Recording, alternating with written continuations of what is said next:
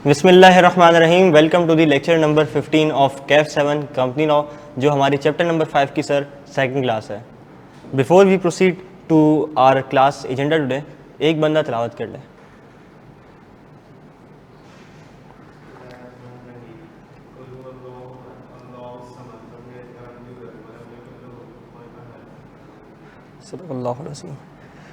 चलें जी, कल के लेक्चर में किसी को कोई मसला, कोई परेशानी तो पूछ लो। ऑनलाइन वालों, क्या मेरी आवाज़ आ रही है? यस। अफान, कल के लेक्चर में कोई मसला, कोई परेशानी?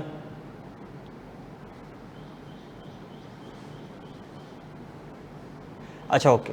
एक चीज़ मैं एक और भी रिकमेंड करा करूँगा कि जब भी आप लेक्चर लेके घर जाना, तो अगली क्लास में आने से पहले पिछली क्लास का कुछ रिवाइज करके आ जाया करो, ताकि लिंकेज बनी रहे। कोशिश तो मेरी होती है कि अगर कोई छोटा चैप्टर है और कम कॉन्सेप्ट्स हैं तो मैं नेक्स्ट क्लास में आके पिछले क्लास का रिवीजन करवा दूँ, लेकिन ये जिम्मेदारी आपकी भी बनती है कि आप उसको रिवाइज करके आओ। माइंड मैप से नहीं सही, लेकिन अगर आप चाहो, आपके पास टाइम है, तो आप 2 से 3 पेजेस जो मैं पढ़ाता हूँ क्लास के अंदर वो रीड कर लिया करो। क्लास की कोई भी जो है लेक्चर लेने से पहले जो चैप्टर मैं पढ़ा रहा होता हूँ उसका जो चैप्टर नोट्स हैं वो नॉलेज बैंक में पढ़ा हुआ होता है, वहाँ से आके आपने उसको पिक करना और रीड करना है। तो वो मैंने लेक्चर नंबर 1 चैप्टर नंबर 5 से पहले ही अपलोड कर दिया हुआ था। चलो एक क्विक रिवीजन कर लेते हैं कि शेयर क्या था। शेयर था शेयर में, कल का याद है लेक्चर? देखा है कल का लेक्चर? क्या है शेयर? शेयर में क्या है? Share is a share in the share capital of the company. ठीक है, फिर हमने बात की कि शेयर कैपिटल होता क्या है। शेयर कैपिटल होता है total amount invested by the owners, यानी कि मेम्बरान of the company, which is divided into smaller parts known as share. फिर हमने बात करी कि शेयर की 2 तरह की वैल्यू हो सकती है। एक होती है फेस वैल्यू, जिसे हम प्यार से नॉमिनल वैल्यू और मज़ीद प्यार से पार वैल्यू भी कहते हैं। दूसरी वैल्यू होती है हमारे पास market value. Now what's the difference between these 2 values? Par value, nominal value. Face value क्या होती है? जो कि शेयर के फेस पे लिखी होती है। फेस वैल्यू शेयर के केस में 10 रुपये और बॉन्ड के डिबेंचर के केस में 100 रुपये। ठीक है, ओके, आगे बढ़ते हैं। Value of a share, market value. Market value क्या होती है? मार्केट वैल्यू एक ऐसी वैल्यू को कहा जाता है कि जिस वैल्यू के ऊपर पाकिस्तान स्टॉक एक्सचेंज में, यानी कि या फिर किसी भी मुल्क के एक्सचेंज में वो ट्रेड हो रहा हो। ठीक है, सुबह सुबह तुम क्या अमरूद कैंडी खा रहे हो यार? नींद आ रही तो अमरूद कैंडी खाओगे? नहीं, अभी ये जो चपड़ चपड़ की आवाज़ है ना, पूरी माइक के अंदर गई है। चलो, types of share capital. Share capital की किस्में हमने बात करी कि शेयर कैपिटल की 2 किस्में होती हैं। Number 1 is authorise share capital and number 2 is issued या paid up share capital. Authorise share capital क्या होता है? जितना मैंने सोचा है कि मैक्सिमम मेरी ये लिमिट होगी, इससे ऊपर तो मैं शेयर कैपिटल इशू नहीं करता, तो मैं एक फेयर एस्टिमेट लगा के एक ऑथराइज शेयर कैपिटल फिक्स कर देता हूँ। पेड अप या इशूड शेयर कैपिटल क्या होता है? पेड अप या इशूड शेयर कैपिटल वो पार्ट ऑफ शेयर कैपिटल होता है, ऑथराइज शेयर कैपिटल का वो हिस्सा जो कि मैंने इशू कर दिया है। इशूड शेयर कैपिटल के बारे में शायर अपनी शायरी में कहता है कि issued share capital can be equal to or less than the authorise share capital but can not exceed it. ठीक है, उसके बाद हमने क्या कहा? हमने कहा कि कंपनीज जो है सिर्फ फुली पेड शेयर्स इशू कर सकती हैं, they are not allowed to issue partly paid shares. Companies ordinance 1984 जब आया तो उसने कहा रोको ज़रा, सब्र करो। ठीक है, अब पार्टली पेड शेयर इशू नहीं कर सकते। ठीक हो गया। पब्लिकेशन ऑफ शेयर कैपिटल एक आम आदमी को समझाने के लिए। ये आम आदमी कौन है? ये आम आदमी वो है जिसे फाइनेंशियल अकाउंटिंग की, रिपोर्टिंग की, लॉ की कोई नॉलेज नहीं है, सिर्फ सेठ आदमी पैसे इन्वेस्ट करना चाहता है। अगर वो किसी कंपनी का ऑथराइज शेयर कैपिटल लिखा हुआ देखेगा तो उसको क्या लगेगा कि कंपनी तो लायबल है ये वाला अमाउंट पे करने के लिए। वो जब ऑडिट में पढ़ते हो ना कि एक्सपेक्टेशन गैप के स्टेक होल्डर समझता है कि ऑडिटर जो है वो जरा फ्रॉड भी पकड़ेगा, ऑडिटर जो है ना 100% ट्रांजैक्शन काम करेगा, इसका मतलब तो ये कि एफएस में कोई फ्रॉड हो ही नहीं सकता, सब कुछ एकदम बेहतरीन है, वीवीआईपी एक्यूरेट है, फिट फाट है, मज़े में। ठीक है, तो वही यहाँ पे भी ना एक आम आदमी का एक्सपेक्टेशन गैप है। आम आदमी समझता है कि जो कंपनी लायबल है वो पे करने के लिए अमाउंट है जो उसका ऑथराइज शेयर कैपिटल है। तो लॉ ने यहाँ पे आके कहा नहीं, रुको ज़रा, सब्र करो। कंपनी लॉ यहाँ पे डर गया। कंपनी लॉ ने क्या कहा? कि कंपनी लॉ ने ये कहा कि मेरे प्यारे भाई, कंपनी लॉ मुखातिब हुआ कंपनी के मालिकान से, कंपनी के ओनर से, उसको कहा, कंपनी के ऑफिसर्स को कहा कि देखो जहाँ कहीं भी तुम अपना ऑथराइज शेयर कैपिटल मेंशन करोगे वहाँ पे उतनी ही प्रोमिनेंट पोजीशन में, उतने ही बड़े अल्फाजों में, उतने ही सुनहरे अल्फाजों में, उतनी ही कॉन्स्पिशियस पोजीशन में तुमने अपना पेड अप शेयर कैपिटल ही मेंशन करना है, ताकि जब कोई एक आम बंदा, जैसे आम तौर पे कोई गलत फहमी हो सकती है, वो जब ऑथराइज शेयर कैपिटल के साथ इतना ही बड़ा बड़ा पेड अप शेयर कैपिटल लिखा देखे तो वो ज़रूर किसी से पूछे कि यार ये 2 शेयर कैपिटल कैसे होते हैं। समझ आ रही है? तो अगर किसी कंपनी का ऑथराइज शेयर कैपिटल है 20 crore, paid up share capital है 6 करोड़, तो कंपनी किस अमाउंट तक के लिए लायबल है? 6 करोड़ के लिए लायबल है। बिल्कुल ठीक है। फिर हमने बात की जनाब characteristics of shares and share certificate. पहली characteristic, share is a form of movable property carrying some rights and obligation. Rights हर शेयर में होते हैं, right to receive dividend, right to receive notice of general meeting, ठीक है, voting power का right, obligation to become a contributory in case of winding up, अगर उसने partly based share रखे हैं, to pay the guaranteed amount in case of company limit by guarantee. फिर it is transferable from one person to another, यानी कि एक movable property जो किसी भी पहले बंदे के नाम से दूसरे बंदे के नाम पे ट्रांसफ़र हो सकती है। Number 3, it must be paid in full in allotment. अब at the time of allotment इसको आपने फुली पेड ही खरीदना है, आप पार्टली पेड शेयर को नहीं खरीद सकते। Issued physically, electronically, which is signed by an authorised officer and it is to be considered as the main evidence of the title. फिर हमने बात करी कि शेयर जो है वो फिजिकली भी इशू हो सकते हैं और इलेक्ट्रॉनिक भी इशू हो सकते हैं। इसके ऊपर डिटेल डिस्कशन कल कर लिए। और ऑथराइज ऑफिसर का सिग्नेचर होता है, साइन, स्टैम्प, सब कुछ होता है, जो कि कंसीडर किया जाता है कि ये मेन एविडेंस है टाइटल का, मेन एविडेंस है ओनरशिप का। नंबर 6, मैनर ऑफ एशुएंस एस में be specified in the article of association of the company. अगर कंपनी आर्टिकल्स में इसके बारे में कुछ भी नहीं लिखा हुआ तो फिर क्या होगा? जो होगा टेबल ए होगा, ठीक है। पब्लिकेशन ऑफ शेयर कैपिटल हमने पढ़ लिया। Classes and kinds of shares, फिर हमने बात ये कही कि शेयर की कुछ किस्में भी होती हैं, क्लासेस हो सकती हैं और काइंड्स भी हो सकती हैं। काइंड्स ऑफ शेयर के अंदर हमने मेनली बात की कि हमारे पास ऑर्डिनरी शेयर्स, जिसको हम इक्विटी शेयर्स भी कहते हैं, एंड नंबर 2 हमारे पास आता है जनाब प्रेफरेंस शेयर्स। जो भी डिफरेंट काइंड्स होंगी, जो भी डिफरेंट क्लासेस होंगी, वो आपको मेमोरेंडम या आर्टिकल्स में मेंशन लाजमी करनी होगी। शेयर्स की हमने बात कही, कोई डिफरेंट क्लासेस हो सकती हैं, class A, class B, class C. Let's say class A, अच्छा जितनी भी क्लासेस होंगी ना ये मेरे मेमोरेंडम और आर्टिकल्स में लाजमी आनी चाहिए। क्लास ए शेयर होल्डर को लेट्स से पूरी voting power, class B share holder को आधी वोटिंग पावर, ठीक है, क्लास सी शेयर होल्डर को आधा डिविडेंड। ये सब कुछ हो सकता है, मना नहीं है, क्योंकि जब आप इशू कर रहे होगे जिस क्लास ऑफ शेयर होल्डर को, तो उसको बताओगे कि देखो आपको हम ये वाली क्लास के शेयर इशू कर रहे हैं, इसके जो है ना ये फ़ायदे और ये नुकसान आते हैं। बात समझ आ रही है? चलो जी आगे बढ़ते हैं।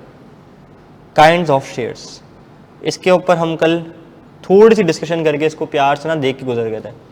इसका माइंड में अपना बन नहीं सकता था, तो इसी को ना इस टेबुलर फॉर्मेट में जो है वो यहाँ पे लेकर आ गए हैं। और इसके अलावा ऐसा है कि पहले जब आईएएफ की किताब थी ना पुरानी वाली, तो उसके अंदर जब ये तस्करा होता था ना ऑर्डिनरी शेयर्स और प्रेफरेंस शेयर्स का, तो वो पैराग्राफ फॉर्म में होता था। वो पहले पूरी फ़वाइद बयान करता था ऑर्डिनरी शेयर्स के, फिर पूरे फ़वाइद बयान करता था प्रेफरेंस शेयर्स के। लेकिन 2023 में जब आईएएफ की आखिरी स्टडी टेक्स्ट अपडेट हुई है, तो उसने उसको टेबुलर फॉर्मेट में कन्वर्ट कर दिया, जिसको देख के मेरे दिल को बहुत राहत और बहुत सुकून पहुँचा कि चलो कुछ आसान हो गया। चलो जी एक एक करके बात करते हैं ordinary shares and preference shares के ऊपर, ठीक है, तैयार हो? ऑर्डिनरी शेयर्स, वोटिंग राइट, सबसे पहली चीज़ वोटिंग राइट के ऊपर बात करते हैं। The ordinary shareholders are entitled to vote at general meetings of the company. Usually different class of ordinary shares have different voting rights. यही हमने बात कर ली अभी। हमने क्या बात कही कि ऑर्डिनरी शेयर होल्डर्स में भी डिफरेंट क्लासेस हो सकती हैं। क्लास ए वाला ordinary share holder, class B वाला ordinary share holder, class C वाला ऑर्डिनरी शेयर होल्डर, इनके डिफरेंट डिविडेंड और डिफरेंट वोटिंग राइट्स भी हो सकते हैं। अभी मैं बात कर रहा हूँ सिर्फ वोटिंग राइट्स के ऊपर, ठीक है। Preference shares, the preference shares are usually not entitled to vote at general meeting. इनको नॉर्मली अमूमी तौर पे, आम तौर पे ये हक नहीं दिया जाता कि ये वोट करें जनरल मीटिंग में आके, ठीक है। और are entitled to vote for only on certain issue as mention in articles, या फिर हम इनको ये हक दे सकते हैं कि सिर्फ इस सर्टेन स्पेसिफिक मैटर्स के ऊपर, कुछ स्पेसिफिक मैटर्स के ऊपर प्रेफरेंस शेयर्स का जो है ना वो लेट से वोट काउंट किया जा सकता है, ठीक है। कौन सा वोट? हाँ, प्रेफरेंस शेयर्स की क्लास का वोट काउंट किया जाता है कुछ स्पेसिफिक सर्कमस्टांसेस में, इसके अलावा नहीं किया जा सकता। क्या वोटिंग राइट्स हमें क्लियर हैं? आगे बढ़ सकते हैं हम डिविडेंड राइट्स पे? नहीं, देखो मिसाल के तौर पे कि मेरे पास जो है ना वो एग्जिस्टिंग क्लास ए है और मैं क्लास बी भी इशू करना चाह रहा हूँ जो मैंने मेमोरेंडम में लिखी हुई है। अब क्लास ए में जो है ना वो इनिशियल थे, मेरे पास 1000 शेयर होल्डर पूरे हो गए। अब मुझे फिर से इक्विटी रेस करनी है, लेकिन मैं चाह नहीं रहा कि मैं उनको भी उतना ही हकदार बनाऊँ, उनको भी इतनी इंपॉर्टेंस दूँ जैसे मैं अपने क्लास ए शेयर होल्डर को देता हूँ। तो मैंने क्या कहा, मैंने उनको ये कहा कि ठीक है अब मैं क्लास बी शेयर इशू करने जा रहा हूँ, ठीक है, जिसके अंदर 50% जो है मैं वोटिंग राइट दूंगा, 50% जो है वो डिविडेंड राइट्स दूंगा। तो अब जो मैं लेट से अगले मैं 500 शेयर्स इशू करने जा रहा हूँ, तो अगले 500 में से जितने भी आ गए वो क्लास बी शेयर होल्डर होंगे।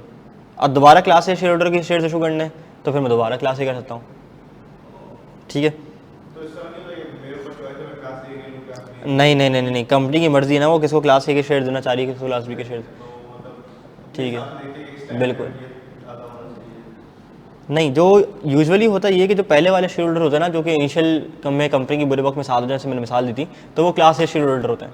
और बिल्कुल, और फिर अगर फिर भी पैसे चाहिए लेकिन उनको वो वाली अहमियत भी नहीं देनी, तो फिर उनको क्लास बी शेयर होल्डर बना के ना साइड में लगा दिया जाता है, ठीक है। वो भी खुश हो जाते हैं कि यार एक अच्छी कंपनी के अंदर जो है ना हमें शेयर्स मिल रहे हैं। भले थोड़े से वो नहीं कहते कि जो मीम तुमने देखी होगी कि I love your internship accent, से इट अगेन, तो बोलता क्या है, एक्सपोजर, ठीक है। अनपेड इंटर्नशिप में क्या मिलता है आपको, एक्सपोजर। तो यहाँ का शेयर होल्डर भी क्या सोचेगा कि बड़ी कंपनी का मैं कौन हूँ, मालिक। हाँ, थोड़े से पैसे कम मिलते हैं, डिविडेंड कम मिलते हैं, ठीक है, वोटिंग राइट्स कम है, दैट सी बात है ना। मतलब सभी कम प्राइस हो रही है, हाँ, तो गलत बात है। कंपनी का प्रीमियम है तो ठीक है जी, प्राइस कम नहीं होती, ठीक है। हमारे साथ भी स्कैम होता है ना बेटा आर्टिकल्स में, ठीक है। चलो जी आ जाओ। Dividend rights, they are entitle to residual profit after payment of preference dividend, यानी कि जब भी डिविडेंड अनाउंस होगा ना सबसे पहले प्रेफरेंस शेयर होल्डर को दिया जाएगा। और प्रेफरेंस शेयर होल्डर का डिविडेंड जो है फिक्स, ठीक है, जो कि अप्लाई होता है किस पे, फेस वैल्यू पे। लेट से इन्होंने 100 रुपये का एक प्रेफरेंस शेयर खरीदा मिसाल तौर पे, और 500 शेयर्स खरीदे, तो कितने हो गए, 100 इंटू 500, 5 लाख। 5 लाख पे इनको 10% डिविडेंड देना, तो कितना हो गया, 50,000। 50,000 का इनको क्या मिल जाएगा, डिविडेंड मिल जाएगा सालाना, ठीक है, बिल्कुल सही है। लेकिन पहली प्रायोरिटी किसको, प्रेफरेंस शेयर्स वालों को। They have preference right to receive dividend before making payment to ordinary share holder. अगर जब भी डिविडेंड अनाउंस होगा तो सबसे पहले किसको मिलेगा, प्रेफरेंस वालों को। उसके बाद अगर पैसे बच गए तो फिर ऑर्डिनरी शेयर होल्डर्स वालों को डिविडेंड दिया जाएगा। रीपेमेंट और वाइंडिंग अप, कंपनी का दिवालिया हो गया है, कंपनी वाइंड अप हो रही है, कंपनी की समेटा समाटी हो रही है, तो अब क्या होगा, they receive payment on winding up after all creditors and preference share holders are paid. Wind up हो रही है कंपनी, चैप्टर नंबर 12 में थोड़ा सा छू के वापसी आ रहा हूँ। कंपनी के सारे एसेट्स बिक रहे हैं, सारे लाइबिलिटीज़ बिक रही हैं, लेकिन सबसे पहले बिक रही हैं, बोल रहा हूँ सेटल हो रही हैं। सबसे पहले क्या होगा कि मैं लाइबिलिटीज़ पे ऑफ करूँगा, जितने भी मेरे क्रेडिटर्स हैं, जितने भी मेरे हकदार थे जिनको मैं पैसे ओ करता हूँ, ठीक है, उनको मैं क्या करूँगा, पे ऑफ करूँगा। जब मैंने उनको पे ऑफ कर दिया उसके बाद फिर मैं देखूँगा अब मेरे पास किसके पैसा है। अब तो बच गया टेक्निकली मालिकान का पैसा, लेकिन अगर मैं अकाउंटिंग की एनक लगा कर देखूँ, ठीक है, तो क्या है, प्रेफरेंस शेयर्स मेरे एक तरह से मैंने उनसे उधार भी लिया हुआ है, तो सबसे पहले मैं उनको प्रेफरेंस शेयर्स वालों को उनका पैसा वापस करूँगा। उसके बाद जो बच जाएगा वो मेरे मालिकान, वो मेरे इक्विटी होल्डर, वो मेरे बानियों का, मेरे शेयर होल्डर्स का पैसा होगा, तो वो सारा का सारा इनको मिल जाएगा, ठीक है। अगर बच गया तो सारा का सारा, नहीं बचा तो कुछ भी नहीं। तो शेयर होल्डर क्या होते हैं, जो शेयर होल्डर्स होते हैं ना यूजुअली ये लॉन्ग टर्म सोचते हैं, दूर अंदेश होता है, ठीक है, वो दूर की सोच रहे होते हैं, वो खेलते लॉन्ग टर्म है। और जो सेफ साइड खेलना चाहता है ना, सेफ इन्वेस्टमेंट, वो बनता है प्रेफरेंस शेयर होल्डर। वो बोलता है कल किसने देखी, मुझे दो डिविडेंड, ठीक है, मैं डिविडेंड एंजॉय करूँगा, पहले पैसे लूँगा, साइड हो जाऊँगा। हाँ, भले वोटिंग राइट्स कम हो, ठीक है, भले डिविडेंड थोड़ा मिले, लेकिन मिले, I want to play safe, ठीक है। और वो कौन है, ये ऑर्डिनरी शेयर होल्डर, ये सोचता है long term.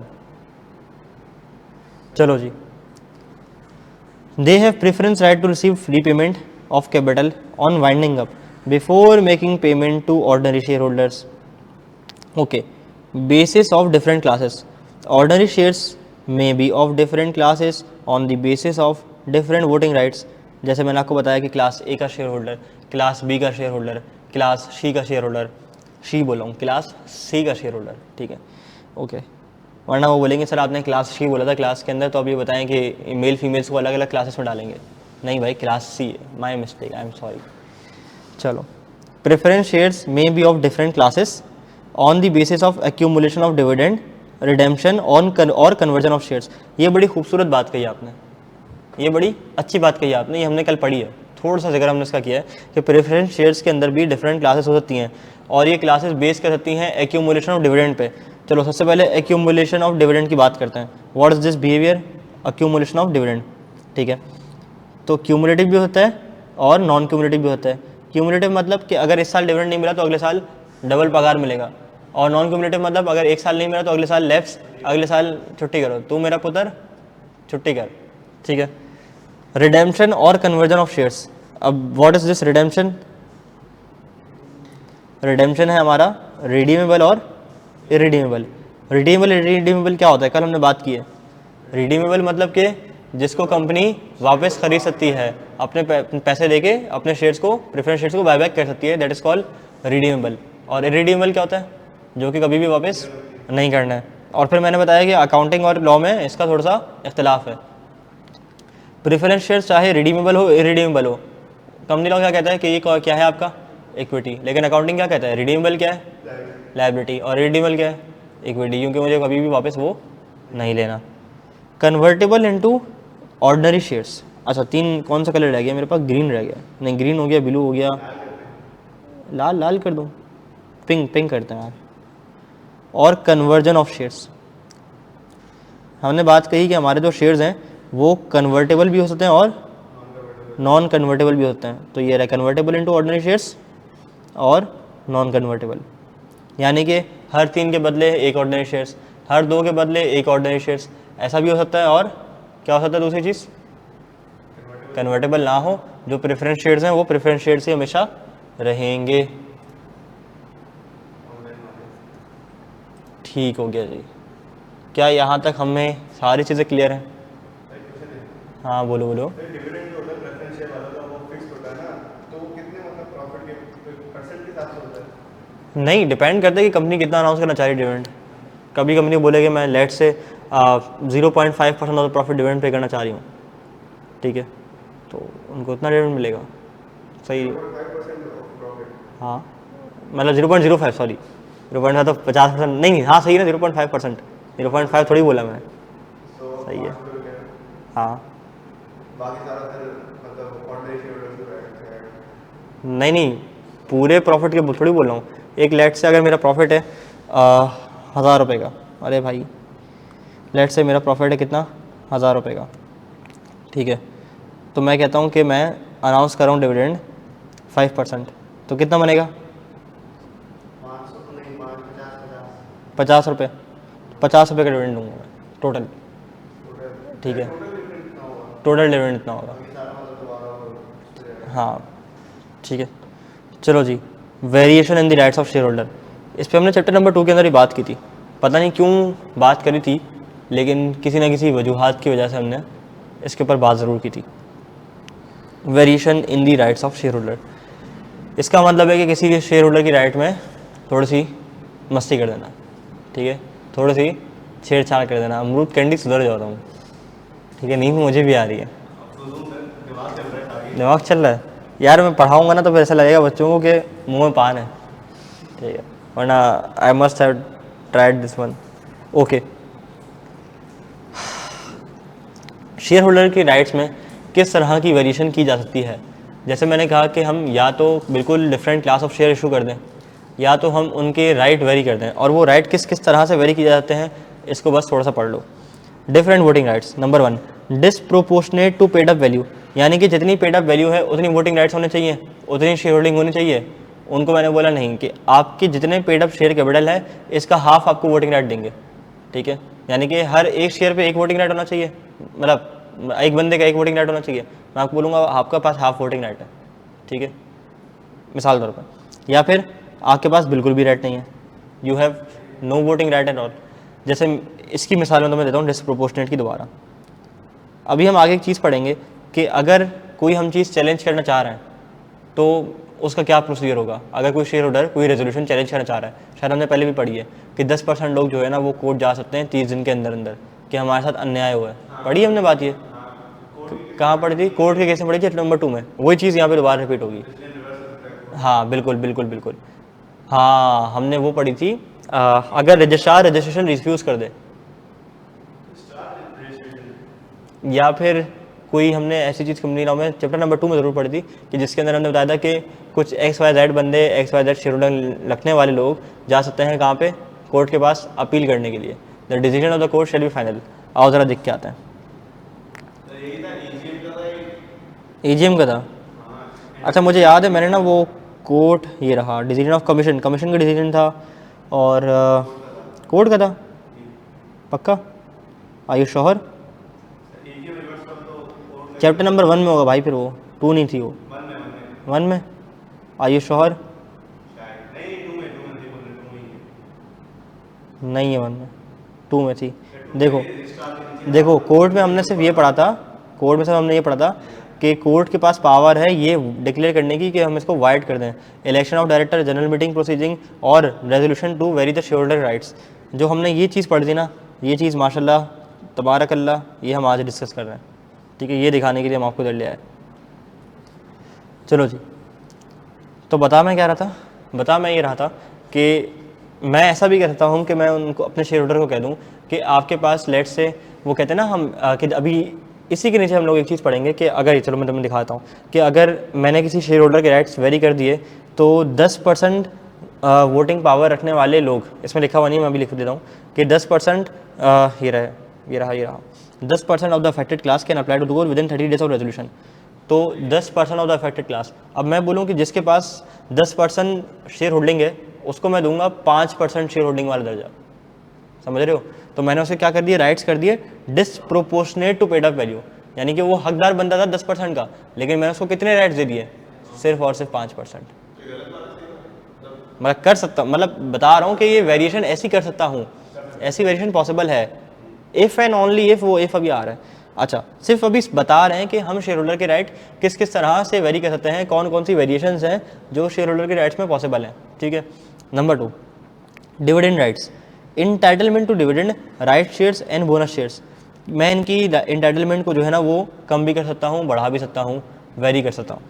General meeting, right to receive notice in general meeting, कि इन शेयर होल्डर्स को आज के बाद से नोटिस ऑफ मीटिंग नहीं जाएगा, ठीक है।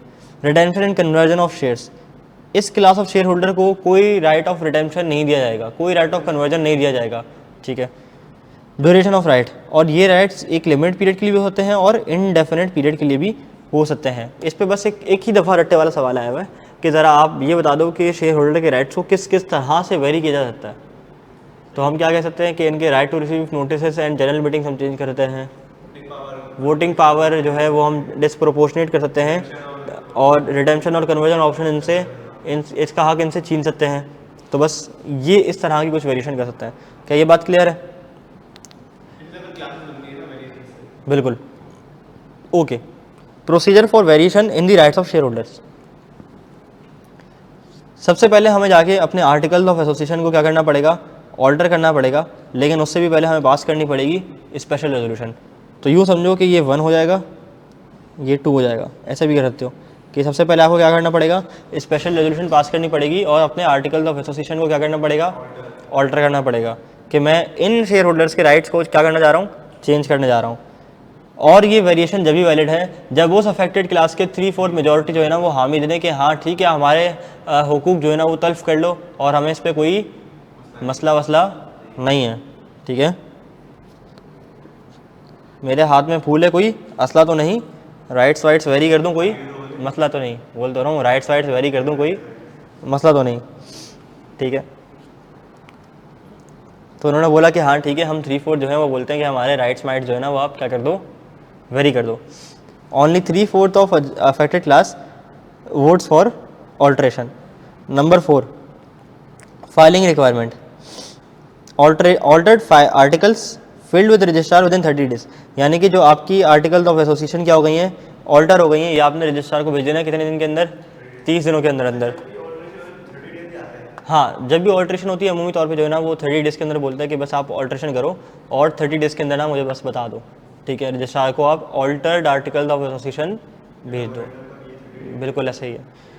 ओके, अच्छा, हमने मेमोरेंडम के चैप्टर के अंदर एक चीज़ पढ़ी थी कि अगर कोई हमसे आर्टिकल या मेमोरेंडम मांगने आ रहा है तो हम उसको एक प्रिस्क्राइब फीस लेके ना दे देंगे, ठीक है, और एवरी ऑल्ट्रेशन, ठीक है, जो भी हम करेंगे वो भी उसके अंदर शामिल होने चाहिए।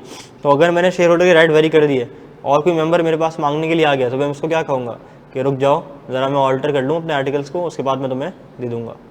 क्या ये बात समझ आ रही है? हम बड़े सुकून से चले हैं, बड़े प्यार से चले हैं, कोशिश की है कि ईजी हो जो है ना वो पढ़ाया जाए अब तक। तो क्या आज की बातें, यहाँ तक की बातें हमें क्लियर हैं? व्हाट? नहीं, किसने कहा? मैं तो सुकून चलना चाह रहा हूँ, बहुत टाइम है अभी तो। चलो जी, बढ़ते हैं हम एक स्टेप आगे। Right to challenge the variation in the right of share holders. Share holders के राइट वेरी कर दिए।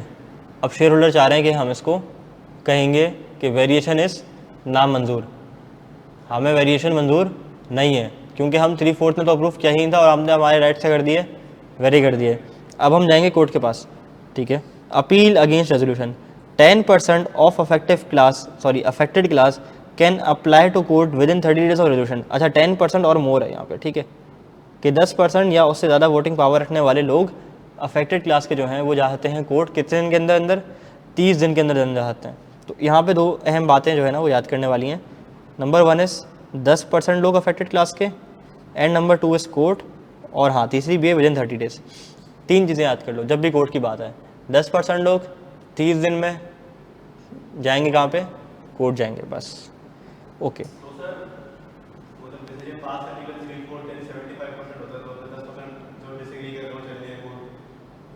हाँ बिल्कुल सही है। वेरी करवाने के लिए राइट्स 3/4 मेजॉरिटी की हामी चाहिए, और अगर 3/4 मेजॉरिटी ने हामी नहीं दी तो उसमें से कोई भी 10% लोग जो है ना वो सबके ब्याह पे जा सकते हैं। ठीक है, नहीं ऐसा नहीं हो सकता ना, वो बोलेंगे भाई तुमने हामी क्यों भरी थी, है? अच्छा, क्या ये भी होता है? हाँ, फिर वो देखेंगे कि आप मेजॉरिटी हो माइनॉरिटी हो। आप माइनॉरिटी हो ना, तो उसको क्या बोलेंगे? ओह सरक उधर, सरक, ठीक है, क्योंकि तुम क्या हो? Minority.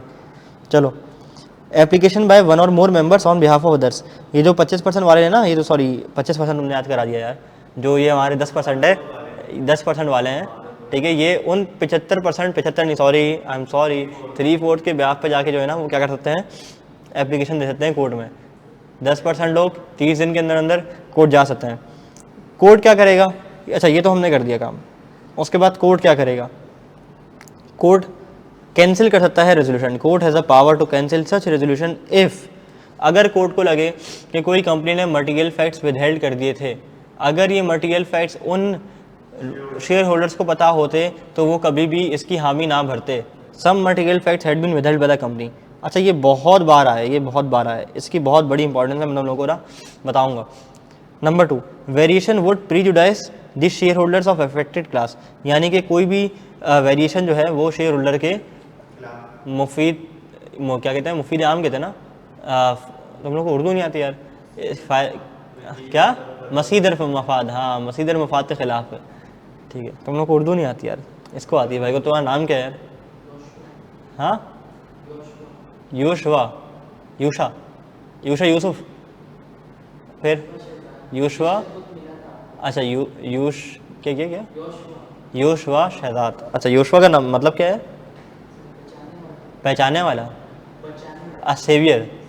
Okay, you know spiderman? No, okay, ठीक है, चलो जी। कोर्ट कैंसिल कर सकता है रेजोल्यूशन अगर उसको ये पता चल जाए कि कुछ मटेरियल फैक्ट्स कंपनी ने विदहेल्ड किए थे। अगर ये मटेरियल फैक्ट्स उन शेयर होल्डर्स को पता होते जो अफेक्टेड क्लास हैं तो वो कभी भी इस रेजोल्यूशन को अप्रूव ना करवाते, वो बोलते कि करारदाद नामंजूर, ठीक है। और variation would prejudice the share holder of affected class, यानी कि इस वेरिएशन से शेयर होल्डर के मसीदर मफाद को क्या पहुँची है? तकलीफ पहुँची है, ठेस पहुँची है।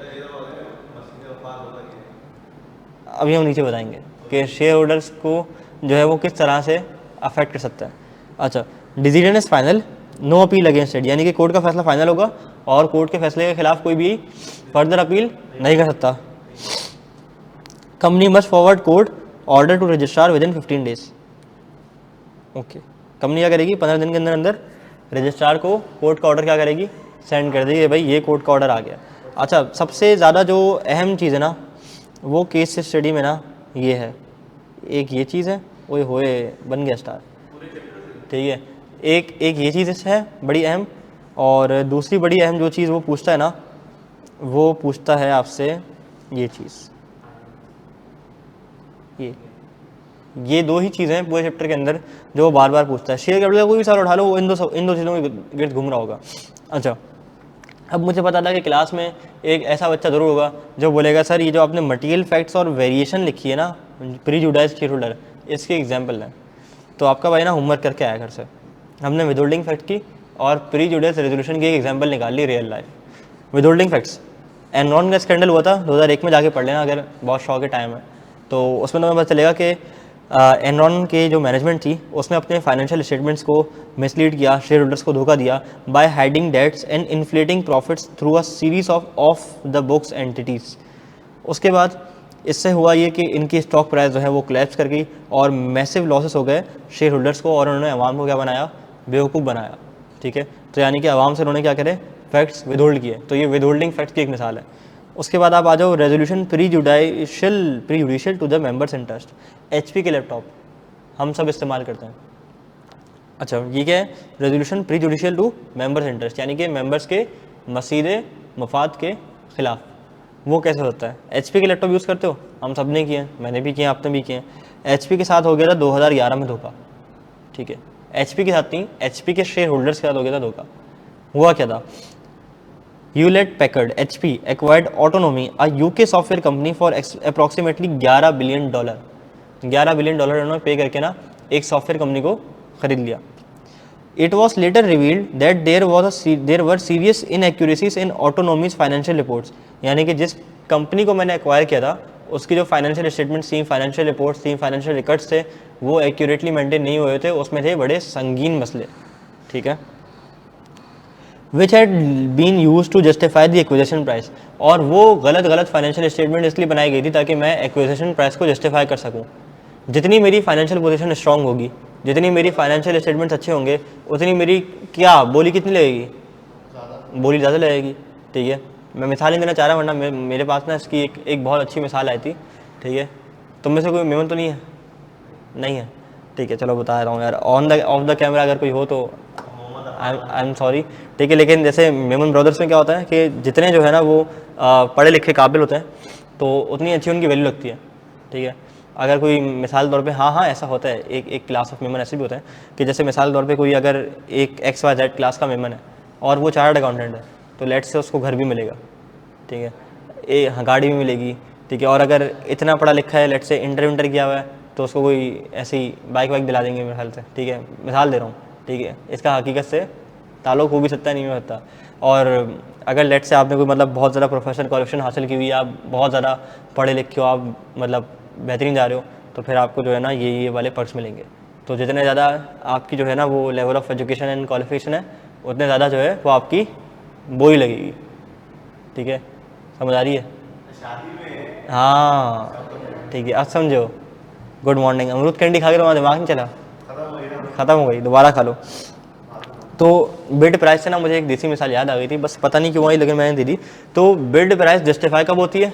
जब उस बंदे की वैल्यू ज़्यादा होती है, ठीक है। अगर एक बंदे की लेट से वैल्यू लग गई है 1 करोड़ रुपये, ठीक है, और वो है एंटर पास, तो क्या ये जस्टिफाइड होगा?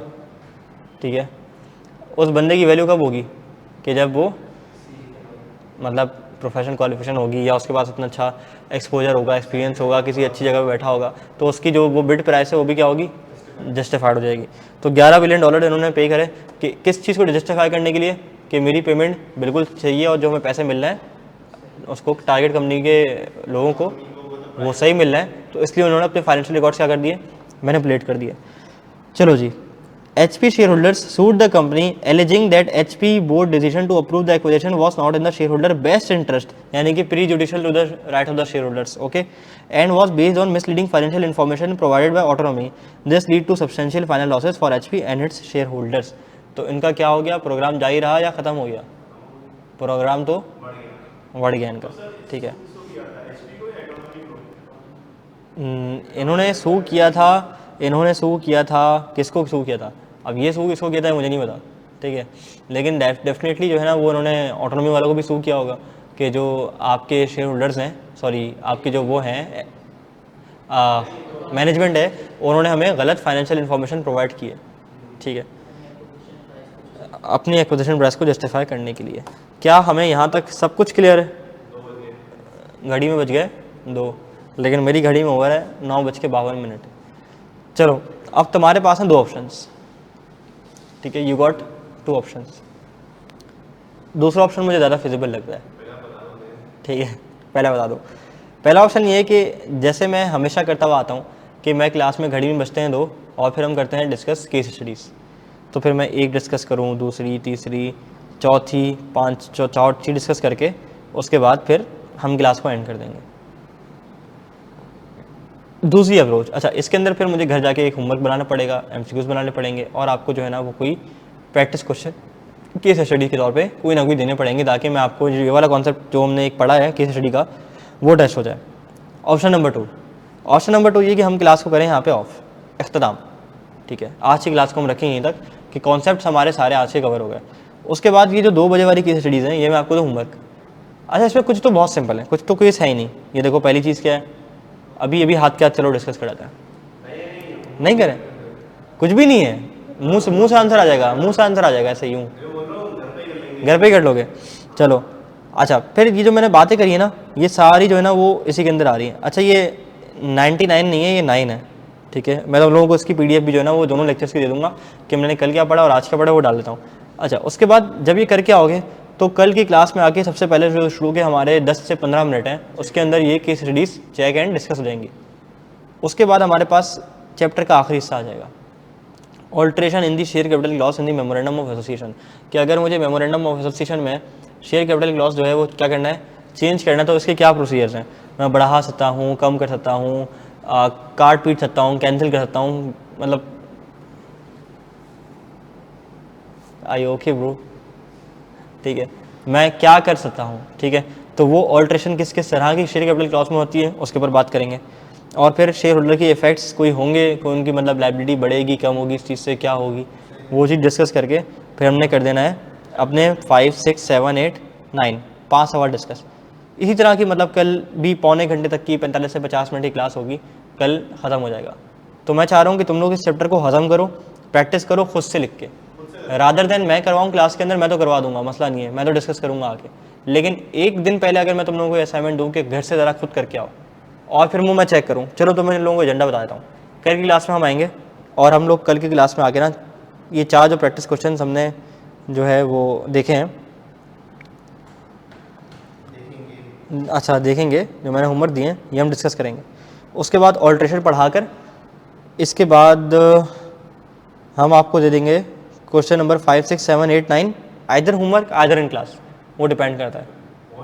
और बहुत छोटी क्लास हो जाएगी ना कि अगर हमने होमवर्क दे दिया तो 5, 6, 7, 8, 9 क्या करेंगे हम लोग, डिस्कस कर लेंगे, डिस्कस करेंगे ना क्लास के अंदर।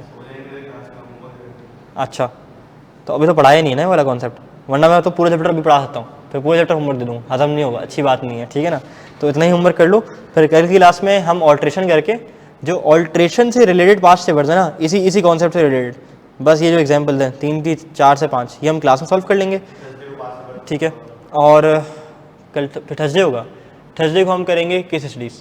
अच्छा एन मुमकिन भी है कि मैं जो है वो कल की क्लास में कोई होमवर्क अगर ना भी दूँ ना तो मैं जो केस स्टडीज़ के पास से हमने थर्सडे को डिस्कस करने ना वो तुम लोगों को होमवर्क दे दूँगा, कोई 3 से 4 सवाल निकाल के कि यार ये वाला सवाल, ये वाला सवाल, ये वाला सवाल और पाजी ये वाला सवाल आपने करके आना होम असाइनमेंट, ठीक है। तो पास्ट पेपर की प्रैक्टिस घर से खुद हो जाएगी, रादर देन के मैं एक सेपरेट होमवर्क बनाऊँ वो दूँ। क्यों ना पास्ट पेपर तुम लोगों से पहले को मैं करा के देखूँ कि क्या पास्ट पेपर्स टैकल हो रहे हैं, क्या वो चीज़ें समझ आ रही हैं, नोट्स के अंदर एग्जामिनर कमेंट भी लगे होंगे वो भी रीड कर लेना साथ साथ। तो वो तो हो गई हमारी आगे की बात। लेकिन आज की बात क्या है हमारी कि आज आपने क्या करना है, प्रैक्टिस क्वेश्चन नंबर 1 से लेकर प्रैक्टिस क्वेश्चन नंबर 4 तक आपने करके आना है घर से। आज के लेक्चर को हम यहीं तक रखते हैं, अपना बहुत सारा ख्याल रखिएगा, दवाइयाँ हिलाकर और वक्त पे पीते रहिएगा। इंशाल्लाह आपसे लेक्चर नंबर 16 में मुलाकात होती है। 7 और 6 13, 13 के बाद हमारे 2 हो गए 15। लेक्चर नंबर 16 में आपसे मुलाकात होती है। अस्सलामु अलैकुम वरहमतुल्लाह।